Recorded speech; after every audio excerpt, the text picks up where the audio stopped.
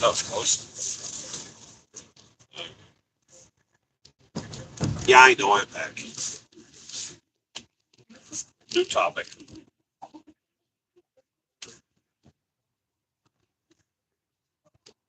It's dark out here now. And the traffic has thinned out. I am 50 miles from Detroit, eastbound on 94, getting ready to turn southbound for Toledo, my first stop.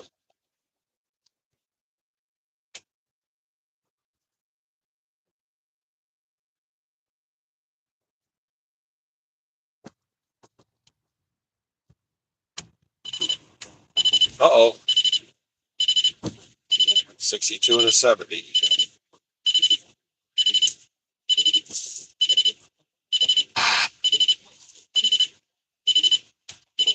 Hold on here. Let's see what this guy is.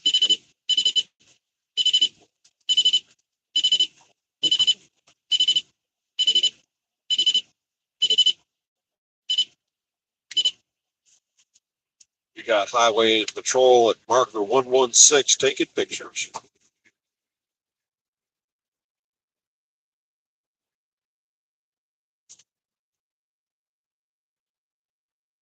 Ah, taking pictures.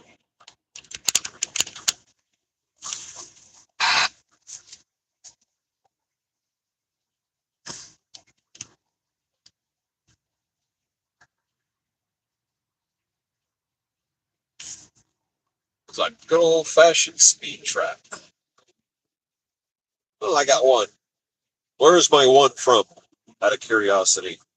And we are on Highway 94 eastbound in Michigan. We're 15 miles from Detroit, where I make my south turn to go to Toledo. But I got one showing. Where is my one from? Out of curiosity.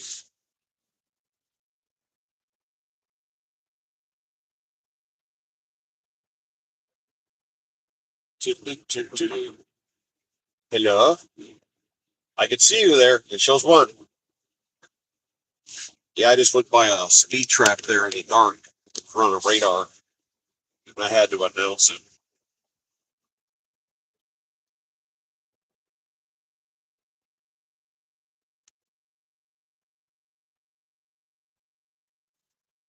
Hold on a second.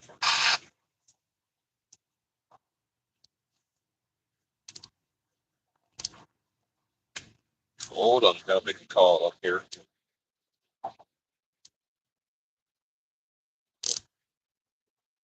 We got highway patrol, the median marker 116 taking pictures. All right, doing my part.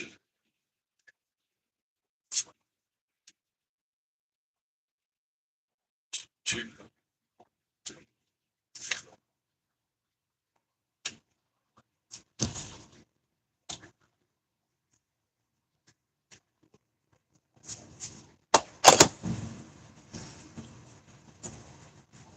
By the way, a radar detector is a cheap investment.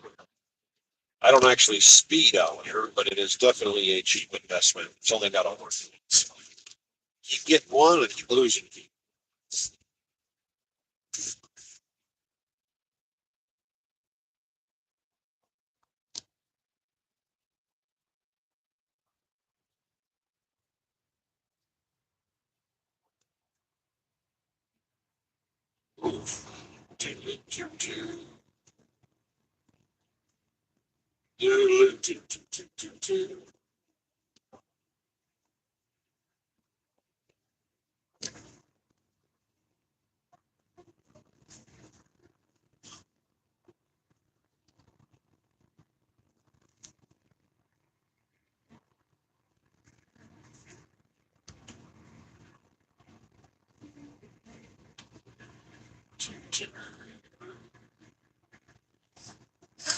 So right now is light. It is 9:40.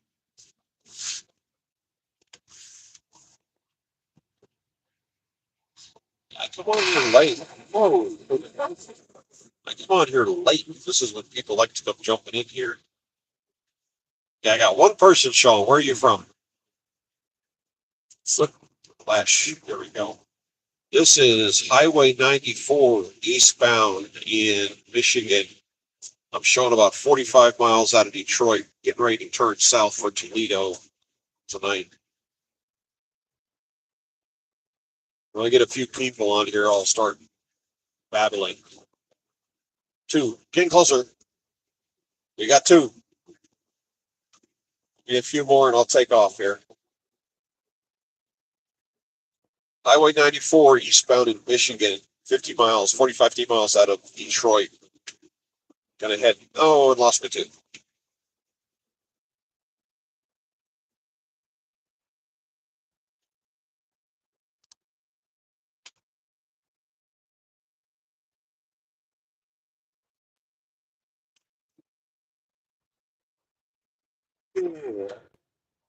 The topic I wanted to touch on tonight are monuments and why are monuments made? Why do they have a statue or a monument for a person or an organization?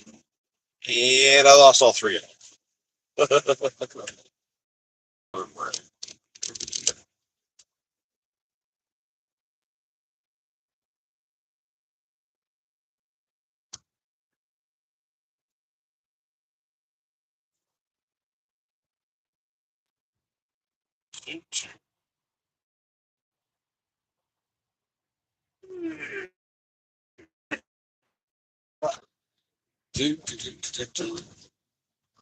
Get mad at me, dude. I'm in the right lane.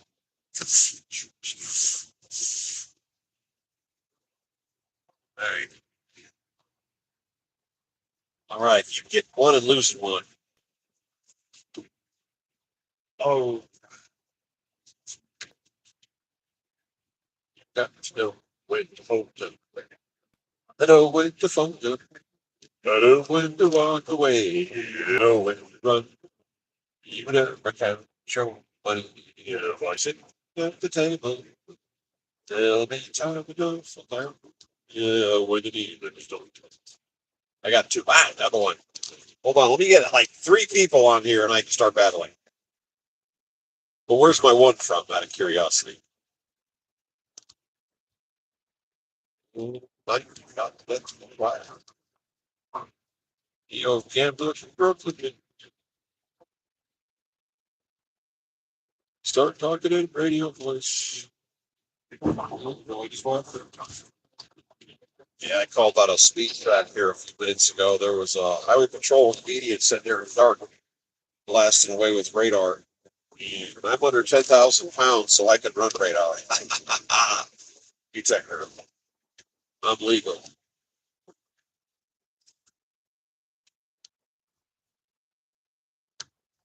Yeah, I got one. Where's my one from? I like it when I get people from overseas. This is Michigan, eastbound on Highway 94, Interstate 94, going towards Detroit, showing about 40 miles out. And the traffic finally thinned out, so it's a little easier to drive. It was getting kind of hairy there for a minute. And they're gone. I keep getting onesies and twosies, and they keep dropping off on me. But I keep having to start over.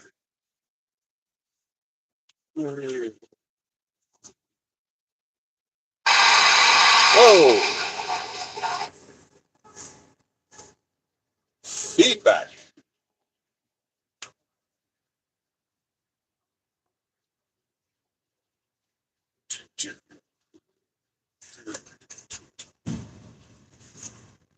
Okay, I got one. Give me three, and I can start talking. So hold on. Him over.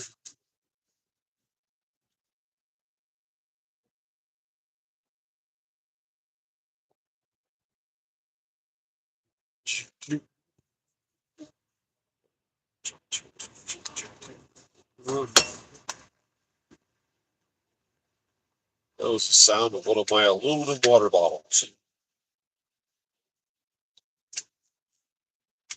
Oh.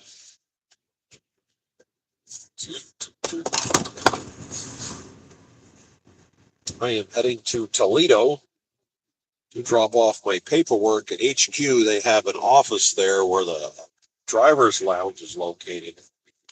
I can mosey in there and drop off my paperwork. They have a restroom in there. They also have showers in the washer dryers in there. And I'm going to go use those tonight as a stopover.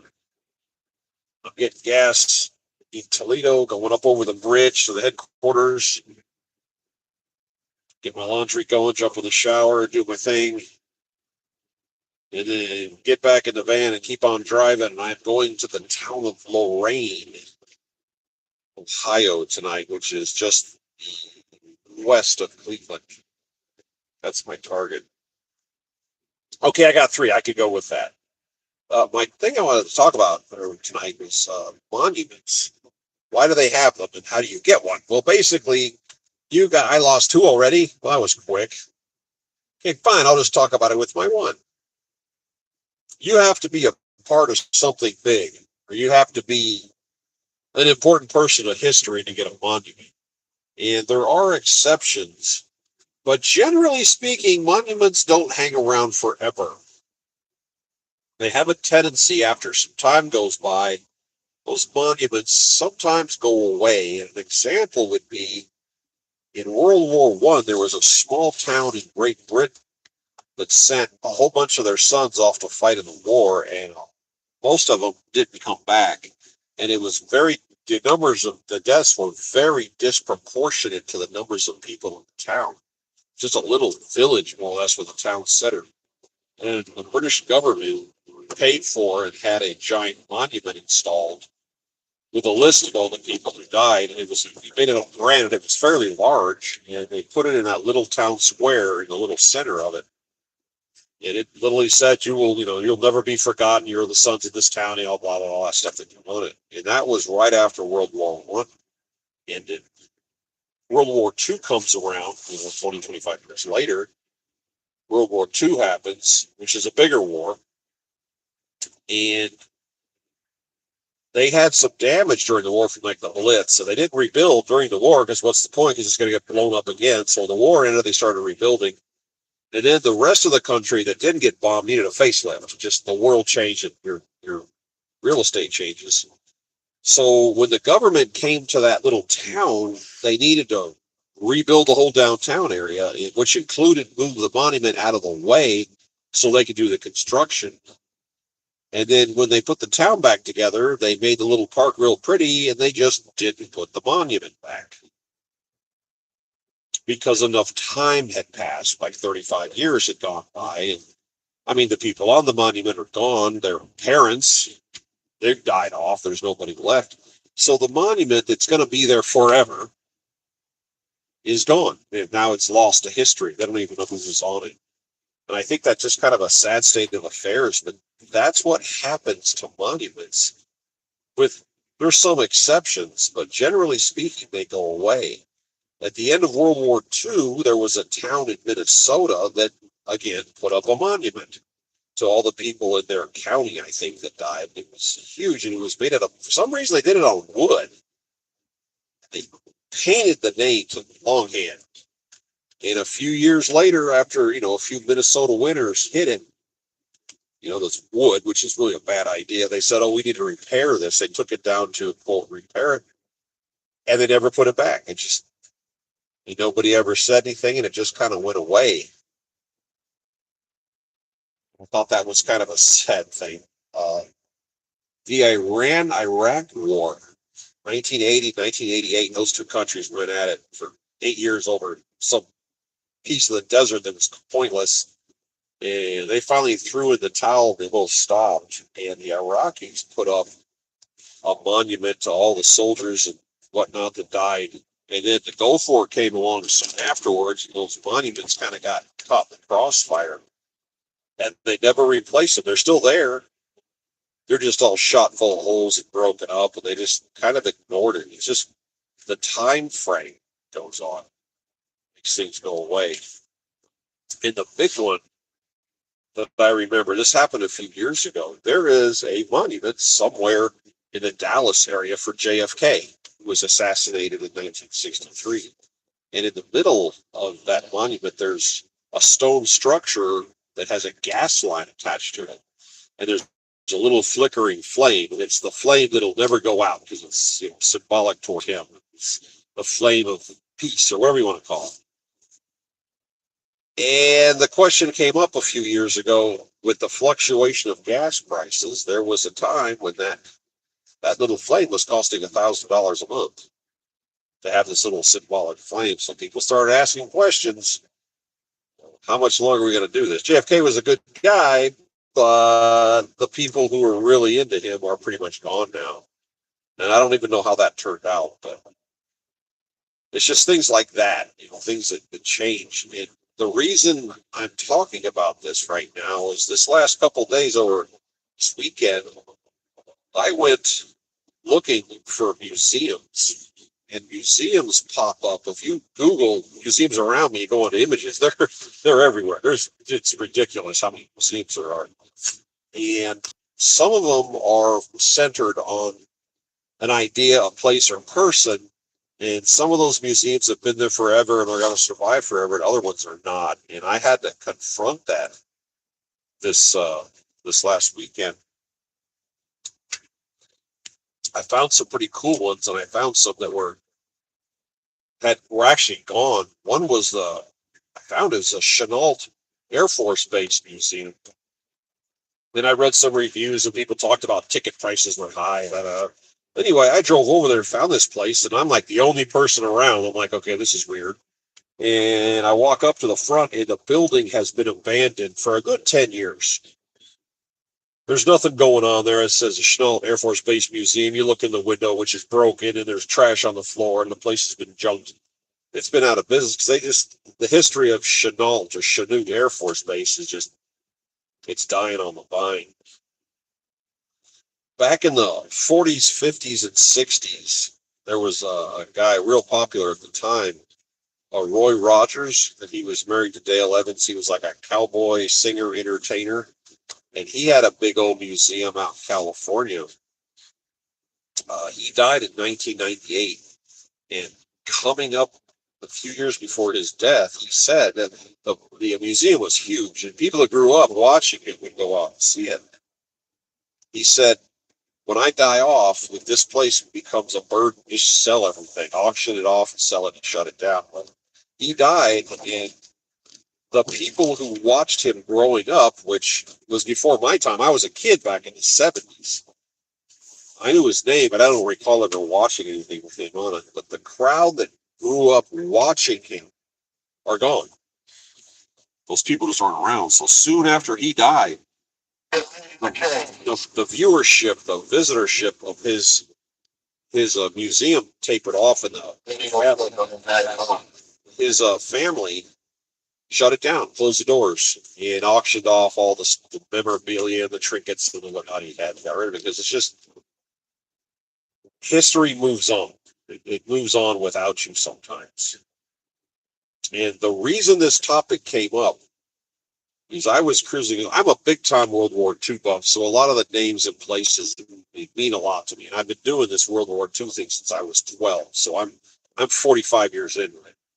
And there was a very famous correspondent back during that era by the name of Ernie Pyle, and he wrote most of the reporters of the era. They just wrote the big picture of the war, the battle here, the battle happened there, and all these big numbers. This guy wrote from a personal level, like individual people, and his writing style made him extremely famous. And he ended up winning Pulitzer for journalism. And he would travel with the troops in the field and write these letters, and everybody in the United States knew who he was, and he was very famous. And in April of 45, during the Battle of Okinawa, he got killed. He was riding around some people in a Jeep, and they got ambushed and shot up, and he got killed. It was devastating because he was such a popular person, popular writer. And like I said, the whole country knew who he was. And he came from a little fly speck of a town in Indiana called Dana, Dana. And there's a museum for him there. And the town, the little piece that I saw looked kind of cute, but I did some research, and the town had 700 people a few years ago, and now it has 500. There was only a few businesses in the downtown area, and they were all boarded up. It just strikes me a town that's slowly dying, and they have this museum. Well, they moved his childhood home into this lot, and they built what looks like two little Quonset huts. And I went and visited the place, and I was trying to stream when I got there, even though the museum is tiny. I tried, but there's no phone reception in this town. I couldn't even do a Google search, let alone stream anything in town. But what can the museum show? You walk in, they say, here's a video you can watch. They sit you down and plays about a 10-minute video talking about he was born local, he got married, he worked for this newspaper, he did this, he did that, and then he traveled to Europe and followed the war.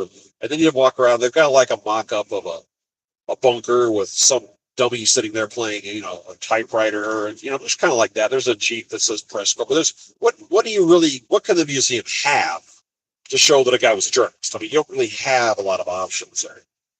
But he was considered, the museum was considered a national, what's the word I'm looking for? Not an archaeological, but a national, it's preserved by the government. And the lady working there said 15 years ago, the government showed up and said, yank the funding because the crowd of people who knew of him, who knew what he was, are gone. Which is where that same issue comes in. You are to be remembered, you are to be honored until the time frame goes by when the people who knew who you were are over, and then they shut it down. They pull the plug. So it's been operating on private donations. She said there was a couple of attorneys. There's an organization called the Friends of Ernie Pyle, and they find grants to keep it open. How much longer can they pull that off? Well, and it kind of struck home. Just thinking about how somebody can be involved, or some major event can happen, and then you're a hero, or you're noteworthy, or you're known, or you're held in high regard, and then after enough time goes by, you kind of fall off the page. Now, there are exceptions, but there's a lot of people that have fallen off the page throughout history. I mean, think about all the people that were important to the American Civil War. There's a couple of, Graham, Stonewall Jackson, there's a couple of names. But the numbers of people that took part, they're gone. I mean, what do you know about your great-grandparents? I mean, nothing. My wife found out that her great-grandparents were Holocaust survivors. When she was in her 40s, she found out about it. They were gone. They'd been gone for quite a while. She found out. She was sitting there looking at me, and she said, now that I'm looking back, I don't recall ever seeing either one of them wear a short sleeve shirt, ever, because they had the tattoo. But it never came up. It's a piece of history that's lost. But as time goes on, people are just, I don't know. It struck me as odd that, this guy was a famous local hero, but now, ask your average person walking down the street, who was Ernie Pyle, and they just look at you. Whereas at one time, he was a household name. So they're going to keep this little tiny museum rolling forward. And I hope that it stays successful, but if Roy Rogers can't keep a museum open, how's this guy going to do it? And if an Air Force base a museum can't stay open, and it's weird because technically speaking, the Air Force didn't exist until 1947, and this air base was opened in 1917, and they couldn't keep it open. But when I have a long weekend, I get out my phone and I look up museums, and that's where I shoot my videos and I go look at those because I enjoy running around inside museums, and I hope people enjoy watching that with me because it's a place you may or may not ever be. Maybe so far off the beaten path that you'll never stop by, never stop through the area. But I kind of pick and poke and find ones I go to. The strangest one I've seen to date was the Sock Monkey Museum. That's literally listed as a museum in Chicago area. Sock Monkey Museum. Okay. Thanks.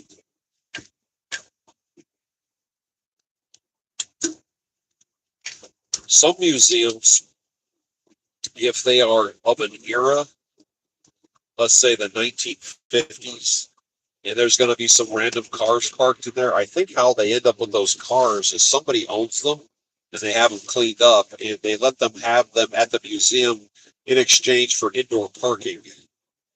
Is kind of what I think's going on. Yeah, I'll park it in your museum, but I just want a place to get it out of the weather. So I think that happens. One of the most impressive museums I ever set foot in was in uh, Connecticut. It's called the New England Air Museum, and it's got aircraft in it.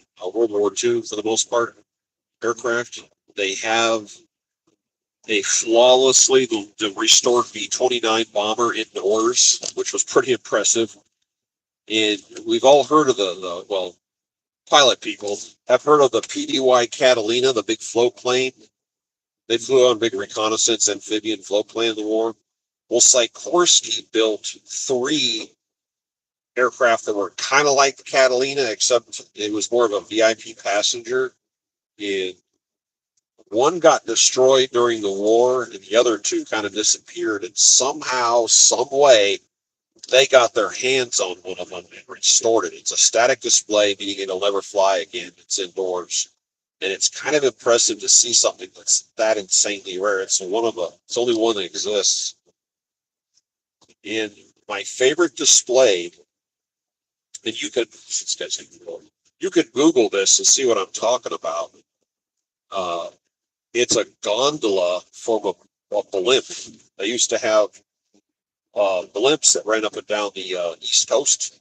It's like a slow motion anti-submarine craft, and they made a gondola. And they have one there, and I'm real curious as to where they found that, because that's just not something you find sitting around. But it's a gondola, it's been cleaned up, and you can walk up on a little raised platform and look in. It's kind of V-shaped, and there's 2 pilot seats. The thing only went 50 miles an hour, and 50 miles an hour, 5,000 feet up in the air is like you're not moving because there's no motion at that height. And the pilot seat is a swivel chair. And on either side in the rear, there is a mounted seat and mounted high-powered binoculars. And they just lean forward and look through the binoculars and scan the area. It had a stove in the middle of it and a bunk. On the left and the right, there's an engine sticking out, and there is a door that you could open and walk on a platform, take like 3 steps, and now you're standing at the engine, I don't know, to add oil to it or something. Pictures of it. If you look at England Air Museum plus gondola, big screen, and bring it in and look at the details of this piece of history they have. It's absolutely beautiful. And it's this little sign next to an airport. I was just, okay, air museum, driving on there. Absolutely gorgeous setup of all this wonderful equipment, wonderful displays. And I asked one of the curators, I said, not to be straightforward, but where did you guys get the money for all this stuff? Because you've got a pretty impressive setup here. And he took me over to a list on the wall with names on it. It's a big plaque. And he said, these are people who donated at least $1 million. And there was a bunch of names on the list. And he said, most of them were World War II veterans. And this was, they went through life. They were very successful. And this was their legacy. It was dropping money to help them acquire all this equipment and get it restored. But he said, one of the more impressive things is the B-29, which are very rare. And this one's gorgeous. The guy said as they were putting it together, it's never going to fly again. It's going to live indoors for the rest of, till the end of time. And it looks brand new. And they were doing some maintenance, putting something together inside a wing. And they're going to close. They said, well, we don't really have to worry about, finishing that inside because it's never going to fly. No one's ever going to see it. The guy fixing it said, we're going to put this together right. It doesn't matter if they never see it. It has to be done properly. So they completed the insides and then covered it up, never to see daylight again. And the curator let me get in behind the chain and go up underneath the aircraft and look through it. It's like a tube you go through in a cockpit. It's way bigger than a B-17 because I've seen those. But to see that equipment preserved the way they did it was just absolutely amazing. I'm hoping someday to go back there. And they had the Cobra attack helicopter, which is what I flew in the Army. They had just got one in because the Cobras have all been pushed out of service. They don't even have any guard units anymore. And, they had a box full of parts, and they didn't know what the parts were. So it kind of made me feel good that I was able to go through the part list and tell them what they were looking at and where the components went, which would help them put it together to put it on display. So at least I feel I did something good that day.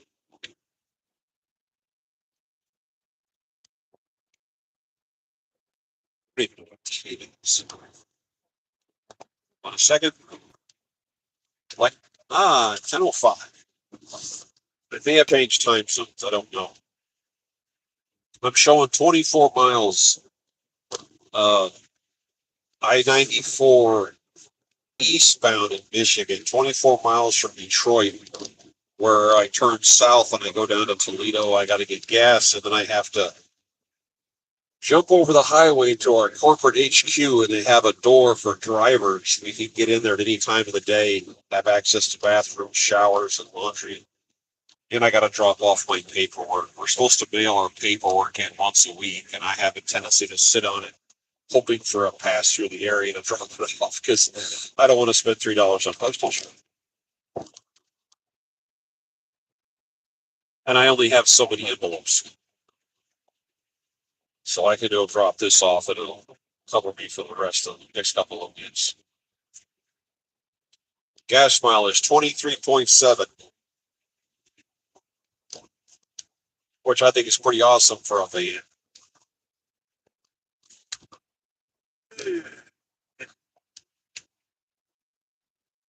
We got 4 people. Where are we from tonight? Kind of curious. I had a guy from Ethiopia. I had a guy from India, New Zealand. I had one from South Africa. I had somebody on here from Alert, Canada. Alert is on the north coast of Canada, looking back, looking down at Greenland, way off the beaten path. North Kakalaki. Let's see. Kit Kat? Yep, North Carolina. I was just in North Carolina. Greenboro this last week. On Friday, I was in Greenboro did a drop and a pickup. And the company I work for has a branch office down there. Whereas up here, they just named the company down there, they call it Of the Carolinas, which is kind of cool.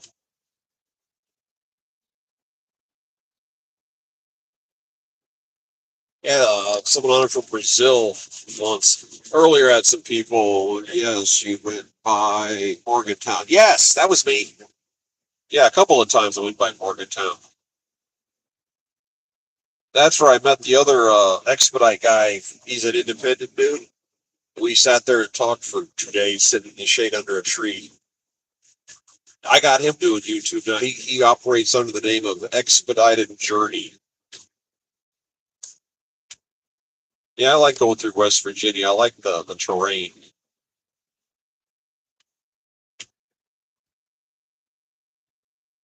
When I left that area, I tried to dodge the toll roads in West Virginia. You could dial it up with a GPS, and it sent me on a cross country journey. I don't even know where I was, but it was a fun drive.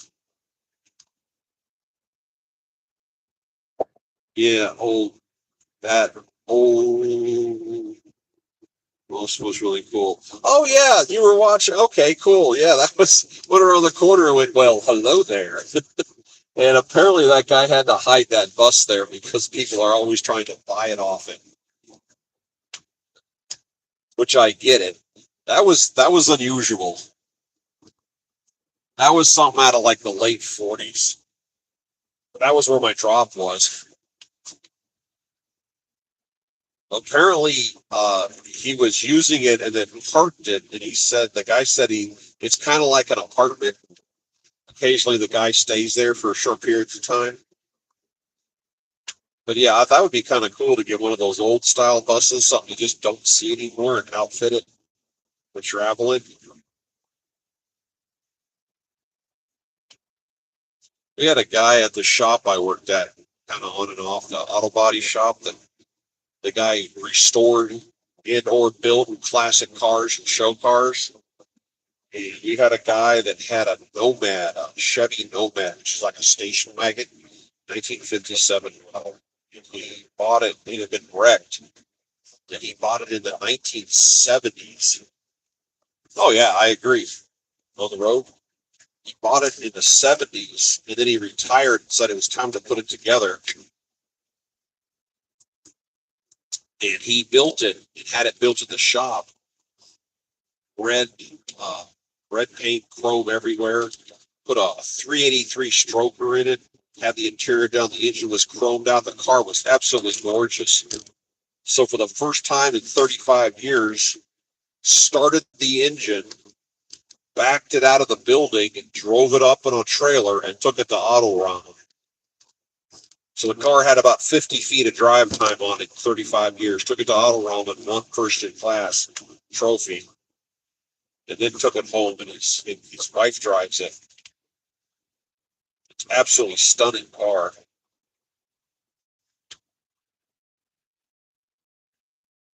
Yeah, I look at my wife and I do that. We look at old houses or old warehouse buildings, and we eyeball them and go, that would be an interesting thing to convert into a home.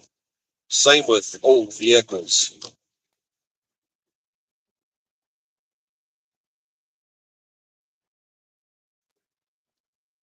My first week on this job, when I got back into expediting in March, I was doing runs all night long between Toledo and Detroit. It's about 80, 90 miles. There's a company manufacturing something in Toledo, and I was just driving up, drop, coming back, just back and forth, back and forth, back and forth. And I'm cruising along southbound, and I'm going 60. There isn't a set of headlights within a mile of me, front or rear. And a car appears in front of me, cutting in front of me, like his wheel is almost touching me. And I saw his mag before I saw the car. No headlights. He's trying to force a car accident with a commercial vehicle. And then, had he tapped his brakes, I would have smashed this guy to pieces. Instead, he turned his steering wheel to get more in front of me, and all he did was skid out around in front of me, missed me by about a foot, and slam into the guardrail. And then another set of headlights magically turned on next to me. That was going to be the witness that saw it happen. You could say that I did this and I did, what they don't know is I have a camera.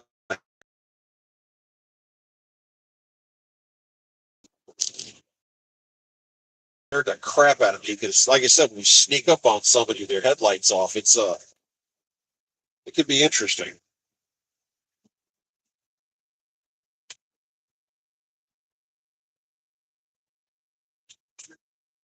So, Kit Kat, what are you doing right now? It's like 10 o'clock at night. If it's 11 o'clock at night, you're neck of the woods, isn't it?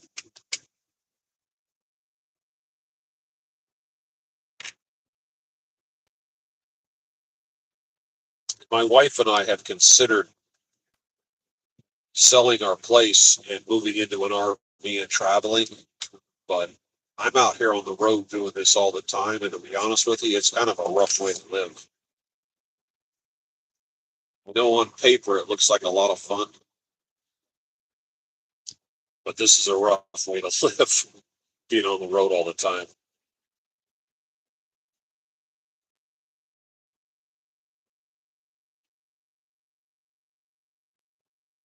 Every once in a blue moon, I get a hotel room just so I can spread out because I'm on the tall side. I'm 6'4", and it's a little bit cramped in here for me.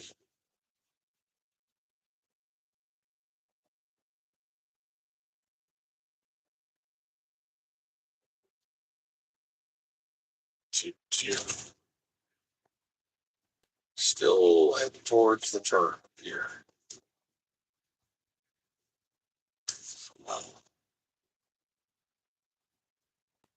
There was a bus made in 1950s that had almost like a second upper deck, and it had like a second windshield halfway down the body up high. Kind of a funky design, but as I look at it now, it'd be kind of cool to have as a travel vehicle. It's a traveling RV.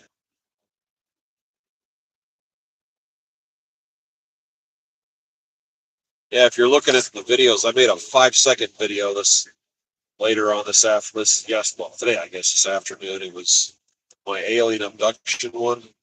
It was based on the lights on a forklift.